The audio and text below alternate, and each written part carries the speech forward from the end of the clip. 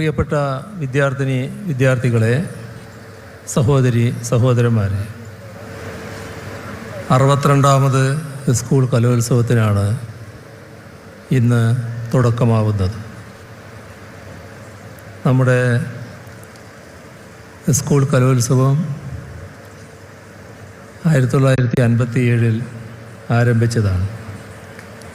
ഇന്ന് ഏഷ്യയിലെ തന്നെ ഏറ്റവും വലിയ കലോത്സവമായി മാറിയെന്നത് ഇവിടെ പ്രസ്താവിച്ചു കഴിഞ്ഞു.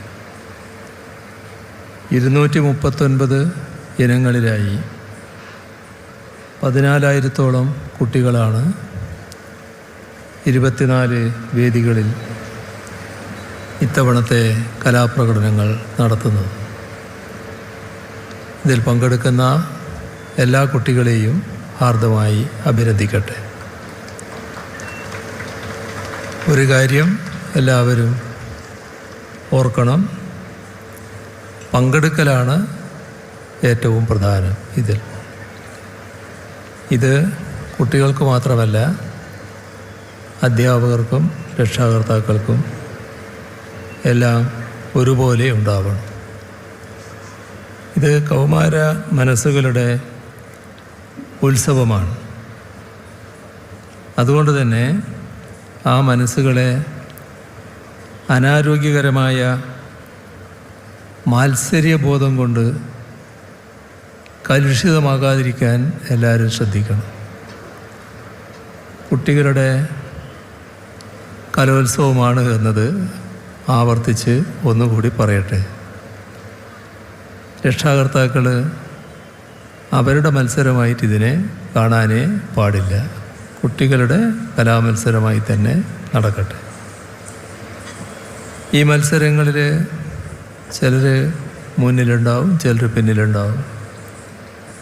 ഇന്ന് പിന്നിലാവുന്നവരാവാം നാളെ മുന്നിലാവുന്നത്.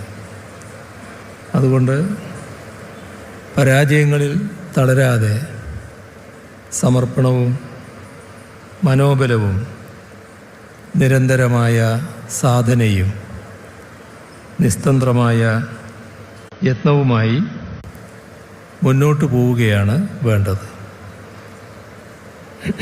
1957 മന്ത്രിസഭയിൽ വിദ്യാഭ്യാസ മന്ത്രിയായിരുന്ന പ്രൊഫസർ ജോസഫ് മുണ്ടശ്ശേരിയാണ് സ്കൂൾ കുട്ടികളുടെ ഈ ഉത്സവത്തിന് തുടക്കം കുറിച്ചത്. അതാണ് ഇന്ന് ഏഷ്യയിലെ ഏറ്റവും വലിയ കൗമാരോത്സവമായി വളർന്നിട്ടുള്ളത്.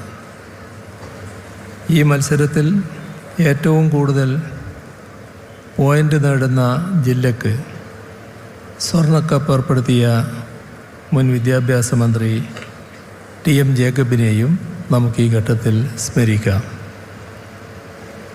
നമ്മുടെ ഗാനഗന്ധർവൻ യേശുദാസിൻ്റെയും P. ജയചന്ദ്രൻ്റെയും എല്ലാം ജീവിത ഏടുകൾ പരിശോധിച്ചാൽ സ്കൂൾ യുവജനോത്സവത്തിൻ്റെ മാറ്റ് അവയിൽ തിളങ്ങി നിൽക്കുന്നതായി കാണാം.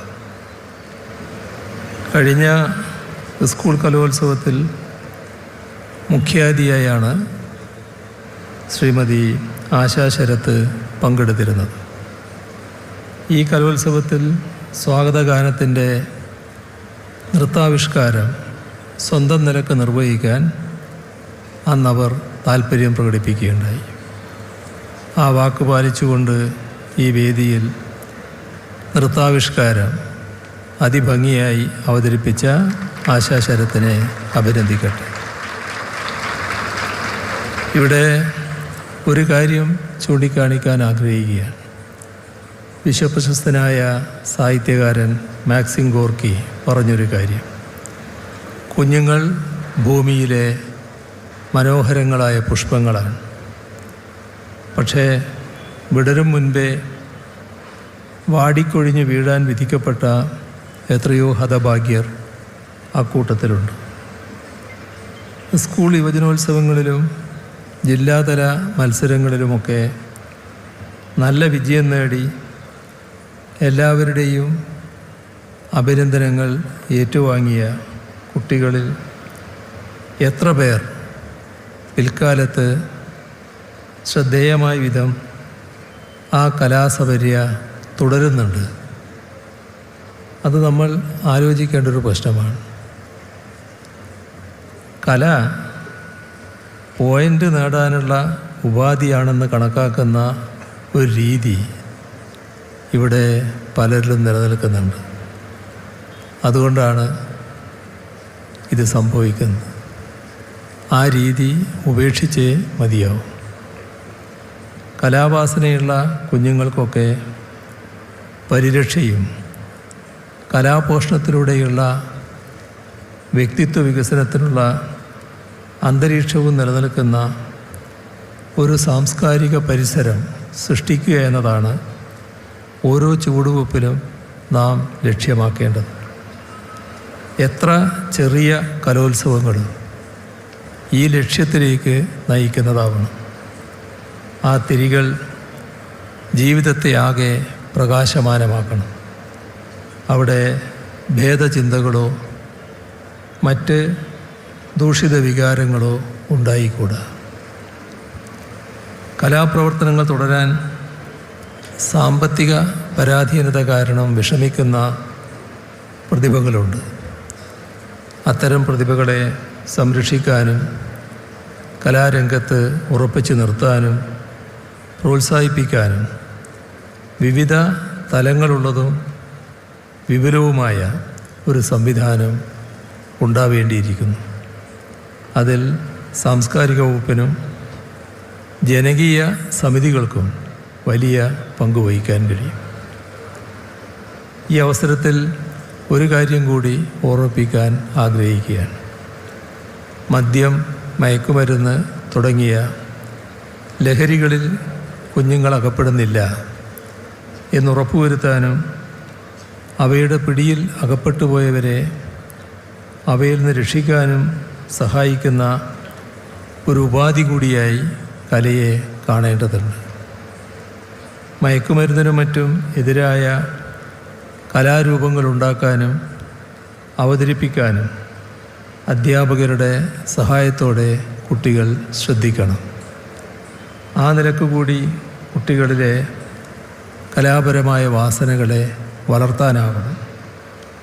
അപ്പോൾ അതവർക്ക് ആരോഗ്യകരമായ ജീവിതം നയിക്കാനുള്ള സാഹചര്യം ഉറപ്പുവരുത്തും. ഇത്തവണത്തെ കലോത്സവം നടക്കുന്നത് ഇവിടെ കൊല്ലത്താണല്ലോ. പല നിലകളിൽ കേരളത്തിൻ്റെ സാംസ്കാരിക ഈടുവെപ്പിന് വിലപ്പെട്ട സംഭാവനകൾ നൽകിയ പൗരാണിക നഗരമാണ് കൊല്ലം. ജ്ഞാനപീഠ ജേതാവ് ONVയുടെ ജന്മനാടാണിത്. Azhakath പത്മനാഭക്കുറുപ്പിൻ്റെയും CN Sreekandan നായരുടെയും Pulimath Parameswaran പിള്ളയുടെയും Thoppil ബാസിയുടെയും O മാധവൻ്റെയും Devarajan മാസ്റ്ററുടെയും KPAC സുലോചനയുടെയും KS ജോർജിൻ്റെയും V സാംബശിവൻ്റെയും ഒക്കെ നാടാണിത്.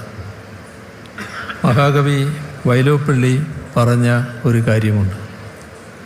മയൂര സന്ദേശകാരൻ്റെ മയിൽ സന്ദേശവുമായി പോയത് ഈ ആശ്രാമം മൈതാനത്തിലൂടെയാണ് എന്നതാണത്. ആ മയിലിൻ്റെ മയിൽപ്പീലി വീണ സ്ഥലമായതുകൊണ്ടാണ് ഇവിടെ ഏത് കലാസംരംഭവും വൻ വിജയമാവുന്നത് എന്ന് വൈലോപ്പിള്ളി പറഞ്ഞത് നമ്മൾ ഓർക്കണം. വൈലോപ്പിള്ളി പറഞ്ഞ അതേ സ്ഥലമാണ് ഇന്ന് ഈ യുവജനോത്സവത്തിൻ്റെ പ്രധാന വേദി. ഈ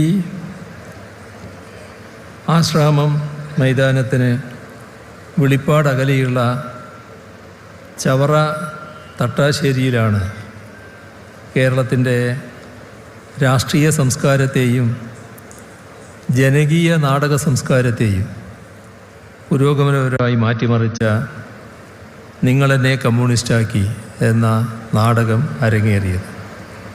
മഹാകവിയുടെ വാക്കുകളെ അർത്ഥപൂർണമാക്കിക്കൊണ്ട് ഇന്നും ആ നാടകം ജനമനസ്സുകളെ ആകർഷിച്ച് അരങ്ങിലുണ്ട്. കേരളത്തിൻ്റെ തനത് കലാരൂപമായി ലോകമെങ്ങും വാഴ്ത്തപ്പെടുന്ന കഥകളിയുടെ ആദ്യ അരങ്ങൊരുങ്ങിയത് ഈ കൊല്ലത്തിൻ്റെ മണ്ണിലാണല്ലോ. അങ്ങനെ വളർന്നു വികസിച്ച സാംസ്കാരിക മേഖല കൊല്ലത്തിൻ്റെ വലിയ സമ്പത്താണ്.